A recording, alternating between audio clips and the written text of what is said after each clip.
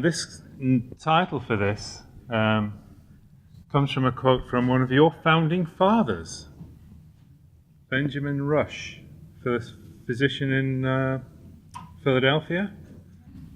Anyway, Rush said that he wished to see a gallery of portraits of sick people labouring under such disease as show themselves in the features and countenance. By means of this gallery of portraits, the study of medicine will be much aided.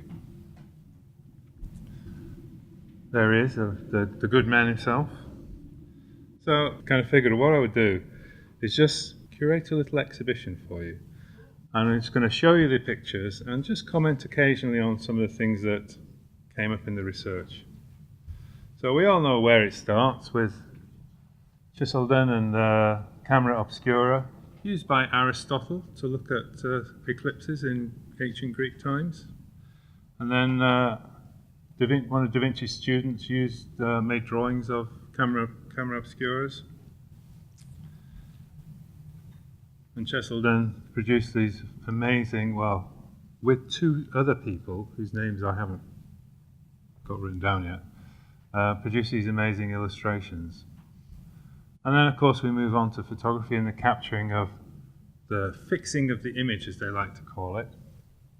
The Niepce in Paris and William Henry Fox Talbot in Laycock Abbey.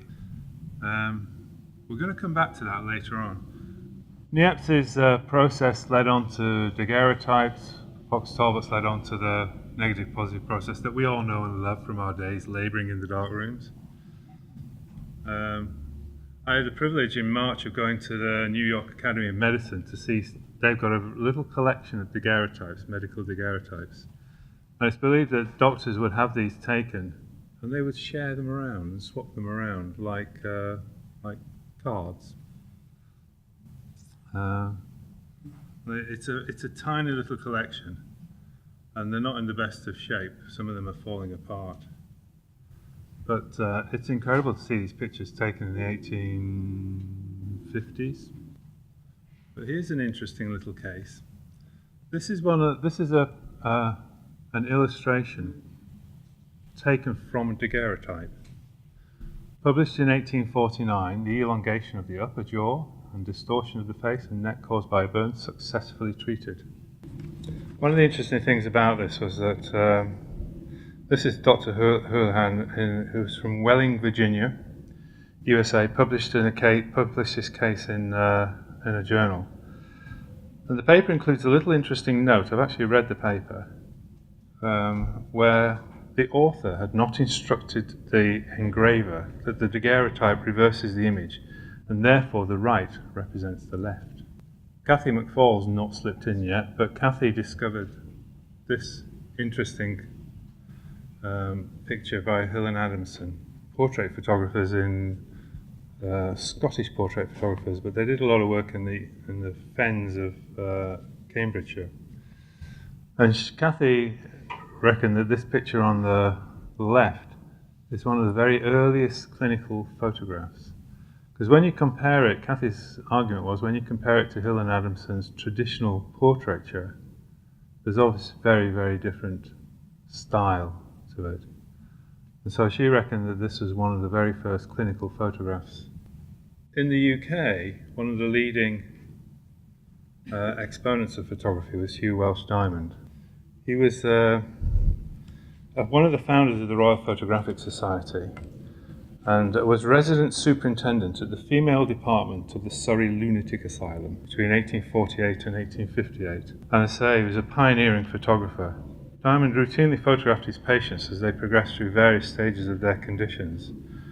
He was using Fox Talbot's colour type process, and he wrote essays about this and improved it and got amateur photographers involved in it through the RPS. Diamond's images were themselves brought to public attention when leading psychiatrist of the day, John Connolly, used pictures like this on the left here to illustrate the physiognomy of the insane. And the sketches were derived from Diamond's photographs, and the picture on the right may have come from an exhibition that Diamond put on in Paris in 1855. And Diamond is reckoned to have influenced people like Charcot, who we'll come on to talk about a little bit later on. Now, this guy is very familiar to us, I think, I hope. Duchesne de Boulogne. These photographs have been reproduced lots and lots of times, and they're in the history of photography books, where he used electrode diodes to stimulate facial expressions. And his work was very influential and even used by Charles Darwin in one of his books, The Expressions of Emotions in Animals and Man, where Darwin was struck by the admiration for the truthfulness of all, with only a few exceptions.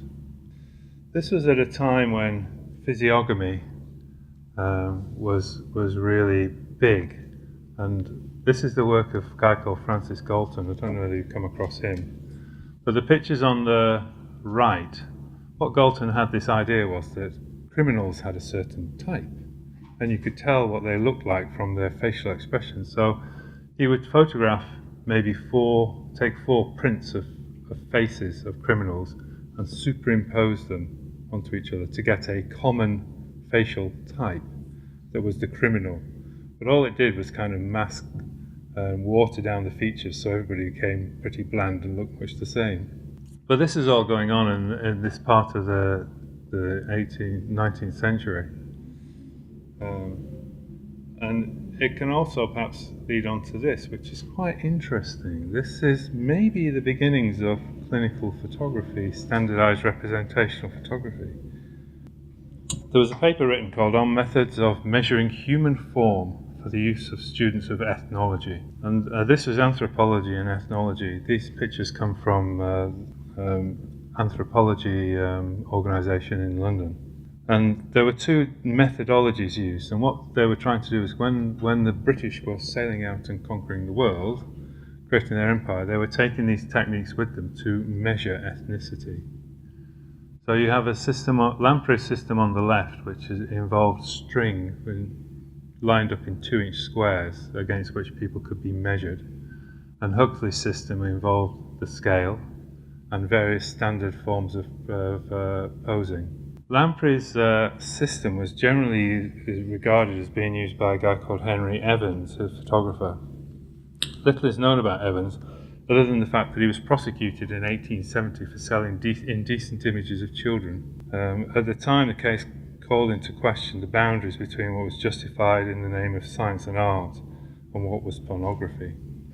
Evans was convicted and his archives were destroyed. While Hugh Diamond was working in London, a guy called Hyman Wolf Berend, an orthopedic surgeon in Germany, was also engaged with photography. And he wrote a paper about this, and Robin Williams cited this paper in a piece he wrote. And it's never known whether Berend was a photographer or whether he instructed photographers. I believe he instructed photographers, and the paper he wrote gave instructions about how to instruct the photographer. And ultimately he went on to use this portrait photographer in Berlin called Haas, who was also renowned for photographing European royal families. And it's a beautiful photograph, and there is a quality about it which perhaps comes from his work as a portrait photographer. Over here, 1855, this sort of follows on from that, because Frederick Gutzkuntz was a portrait photographer in Philadelphia, and you can see the use of the kind of portrait paraphernalia associated with this. This is believed to be the first book published in America to use photographs, a medical book published to use photographs. The Mind Unveiled, A Brief History of 22 Imbecile Children. It was the work of a guy called Parrish. And what he did when he put the book together, he was trying to raise funds. He was trying to raise funds for the Pennsylvania Training School for the Feeble-Minded Child. And the book included a number of card-mounted salt prints, the exact number of which is uncertain because surviving copies include different number of prints. One of the things that's quite interesting about this, in his introduction to it, Parrish wrote that they present their deformity before a vain world, proclaiming that idiocy with its loathsome characteristics, is not the fault of those who bear its mark, which is a lovely phrase, a lovely description. However, the book was reviewed by the Journal of the Photographic Society in London in 1858, which at the time was edited by Diamond, Hugh Welsh Diamond, and he had a slightly different slant on it, where he said, "I'll let you read it, I won't read it out." Visits the sins of the fathers upon their children. Parrish has also went on to publish this book of photographs. Well, he didn't publish it, it's in the American Medical Museum, I think. Photographs of inmates of imbecile children from the imbecile asylum. And it's an album of photographs. There's one you can see over there. And it is just that, it is an album. And this is perhaps going back to where we started with Benjamin Rush talking about an album of a gallery of photographs that would aid medicine. 1868 sees arrangements for a photography studio in Bellevue Hospital. And the photographer that many of you will know, G. Mason, was employed there in 1860s and produced some stunning photographs throughout his career. He ended up as a radiographer. 1870s, we move on.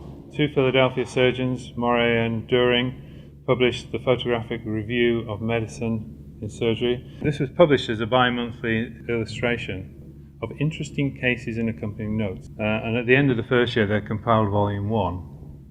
They produced Volume 2 in 1872, but the project kind of ended there. But most of the photography was done in conventional portrait studios, and you don't see it here, but you get the usual paraphernalia of posing stools and Grecian columns in the background. And this leads us on to the American Civil War.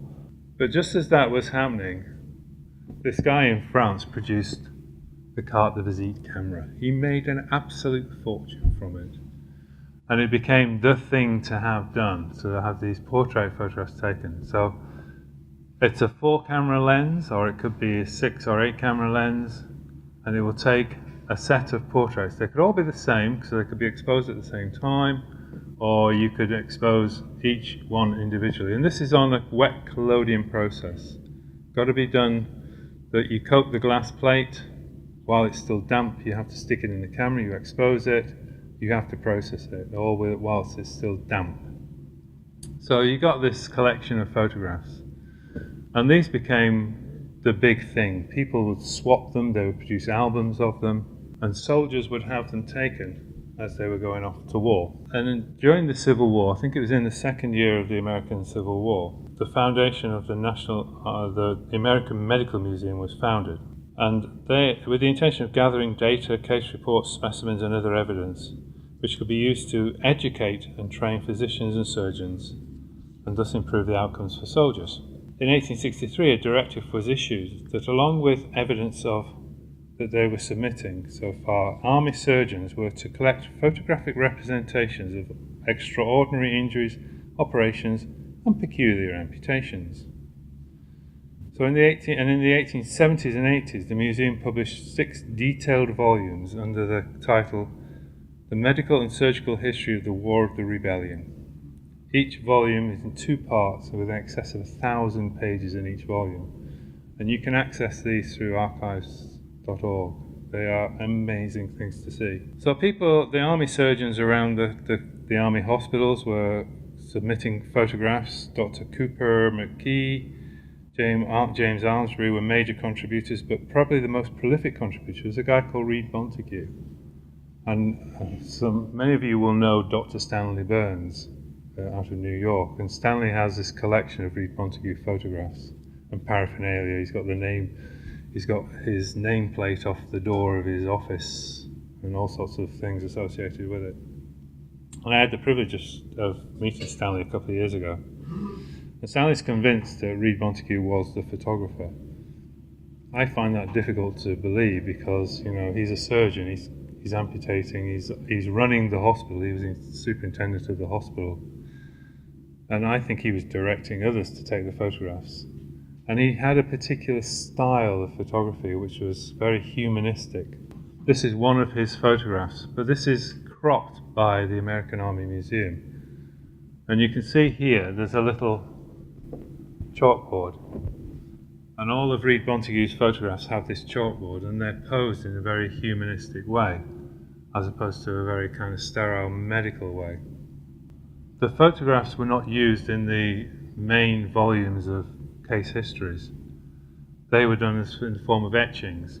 But then they published a series, I think there's 6 of them, albums of prints, including the photographs with the case histories on the back. This is one of the photographs submitted by the Harewood Hospital under the direction of Reed Montagu.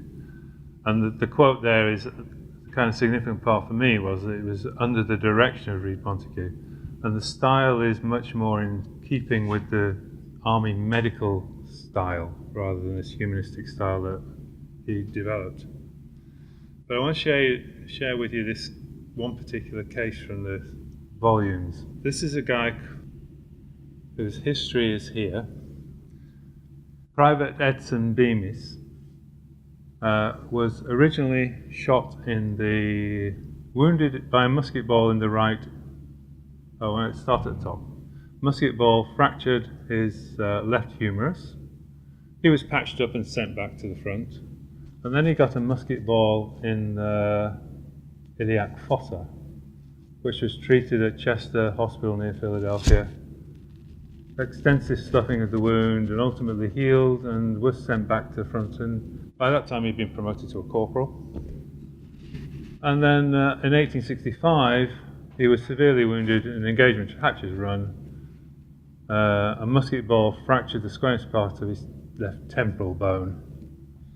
But this is the etching that appears in the 1,000-page volumes, and this is the photograph from which the etching was taken. It's just wonderful to see that. So if you are interested in this, have a look at these Civil War volumes, because they are fantastic.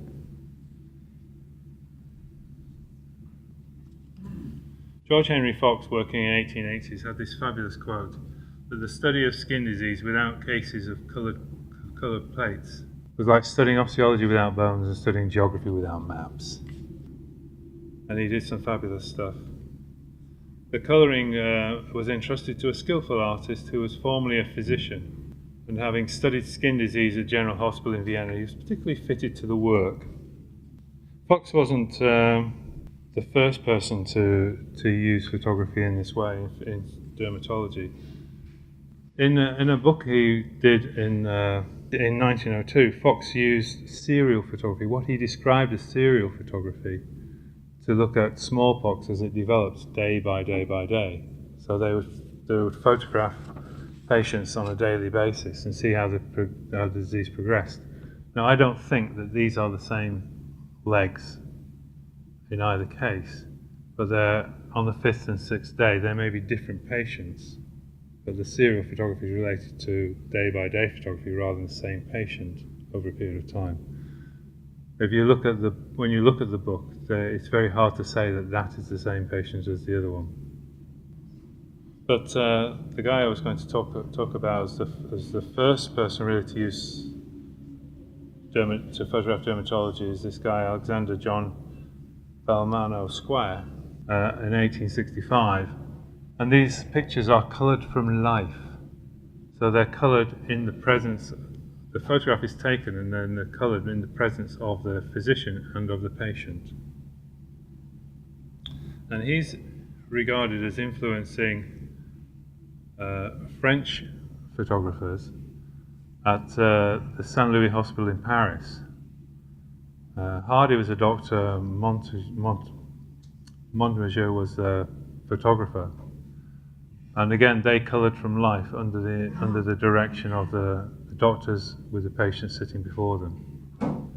And the Hospital Saint Louis is actually a really famous dermatology hospital in Paris. And they have this amazing collection of, before photography, they were making masks of casts of people's faces, arms, legs of the disease, and they're hand painting them. And they've got this amazing collection in their museum of these models. But together they went on or Montague went on with somebody else to produce this review of photography of the hospital. And they then brought in other hospitals around Paris. And while that was going on back in London, St. Bartholomew's Pathology Museum was also gathering pictures. Thomas Goddard was the librarian at the time, and he became a medical artist and photographer. And then ultimately the photography was then taken on by the St. Bartholomew's Photographic Society, and students would do the pictures. And the picture on the right is an original picture of the first case of Paget's disease of the bone. But going back to Paris, one of the amazing places that really took photography to its heart was the Salpetriere Hospital in Paris. Under the direction of Charcot, they started with these guys taking photographs. Salpetriere was a sort of museum of living pathology, of which the resources were great. The institution had a population of 5,000 inmates, including a number of, to quote, admitted for life as incurables, patients of all ages affected by chronic diseases of all kinds. And Charcot described it as a museum of living pathology. But Charcot was particularly interested in hysteria and mental illness, and there's a lot of debate about whether these were collaborative things between the patient and the physician.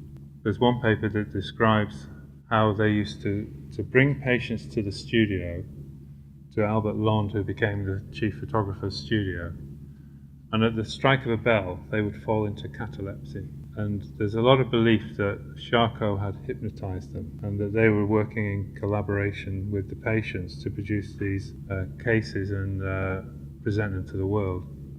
So there's a little bit of debate about how genuine these photographs are. I mean, they are genuine photographs, but whether the manifestations they're showing are genuine. This is Lond's studio. Albert Lond was employed as chief photographer there, and he was one of the leading lights in photography at the time. He wrote probably the first medical photography textbook. But interestingly, doing a little bit more research, before Lond wrote his book about medical photography and photography in general, this guy, Munkshoven, had written a fabulous book about photography and how to do photography in the 1860s. And this lovely phrase, the glass or operating room. You can see on the floor there's a carte de visite camera as well. And if you look at Lond's studio is very similar to this.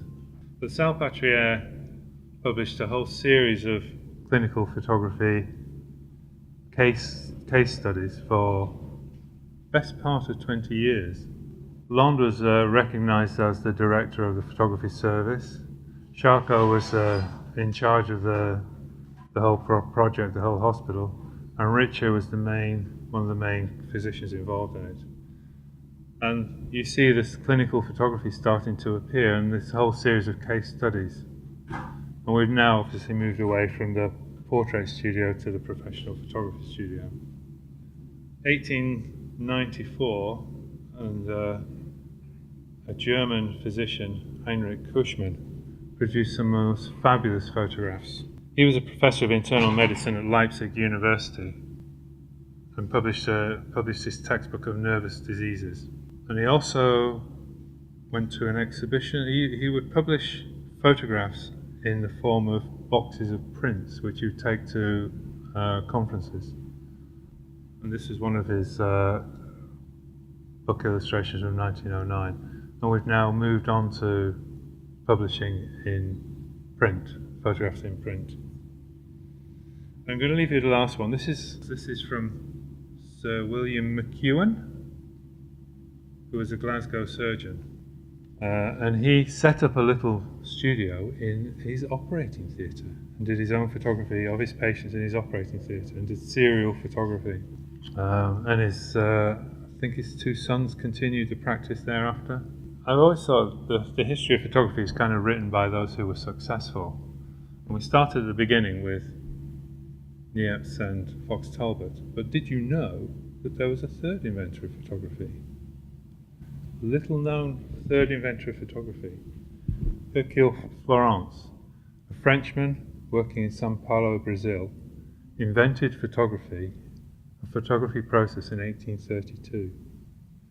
But this is all about success, and status comes from being able to publish. And Fox Talbot's in England, Royal Society, lots of kudos associated with it. France was very similarly well-resourced and lots of publications. Brazil, nobody got to know about it. And it wasn't discovered till 1970s that this guy had invented photography at the same time. And he even coined the phrase photography before anybody else had. So I'll leave you with that little gem. So I've raced through that, not very clear.